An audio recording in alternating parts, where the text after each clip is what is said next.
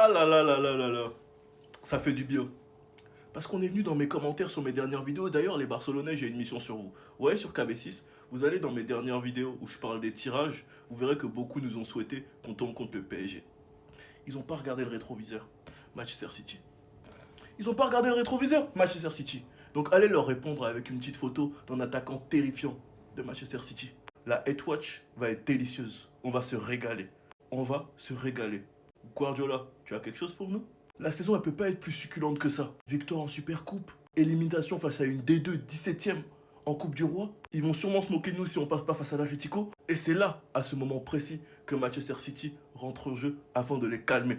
Haaland, Savigno, machin chouette, tous les Avengers, face à Asensio, Rudiger, Hussein, Alaba, Alexander-Arnold. Le seul qui tient la route, c'est Carreras. Lui, franchement, il est vraiment fort. Le milieu du Real face à celui de Manchester City. Ah les gars, je pense que la Head Watch, elle va être délicieuse. Mais faut faire attention quand même. On connaît Madrid. Donc vous les gars, vous en pensez quoi? Ramenez-vous sur Snap ensemble. Tu vas jouer Pep Guardiola peut-être, on verra. Mais si on joue Pep Guardiola, les gars, c'est Pep Guardiola vs Arbeloa. C'est une équipe pas rodée vs une équipe qui est de plus en plus rodée. Enfin, je veux dire, ils nous ont tapé chez nous en marchant, alors qu'on donnait nos vies. Non, si on joue City, voilà quoi. Je vois pas ce Real et Arbeloa sortir Pep Guardiola.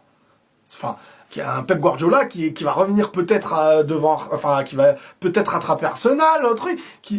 Non, je sais pas de quelle manière, ni dans l'intensité, ni dans le football, ni que l'individualité, ok. Alors on a défendu comme des barjots et l'individualité, ok, peut-être.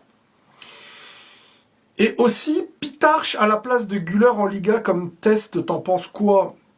Alors Pitarch, j'ai beaucoup aimé ce qu'il a fait, mais après j'ai aussi l'habitude de jeunes qui arrivent et qui ont beaucoup de choses à prouver, qui ont le bon toucher, tout ça. Ce qui est le plus difficile dans le foot, c'est pas de montrer que tu as du toucher, parce que Güler est beaucoup plus talentueux que les plus jeunes, la Cantera et tout ça, la Fabrica et tout, je sais bien. Mais après, il y a s'imposer, enchaîner, régularité, oser. Vous voyez, les joueurs comme ça qui sont dans un statut de même pas remplaçant du Real, mais le petit jeune de la Fabrica qui va rentrer un peu, lui il donne sa vie, il est insouciant. Mais le plus fort, c'est celui qui arrive à être insouciant une fois imposé. Et son insouciance fait toujours gagner. Moi quand je vois Messi qui arrive dans le football, qui a une insouciance, quand je vois Lamine Yamal qui arrive, insouciance du début, et qui continue.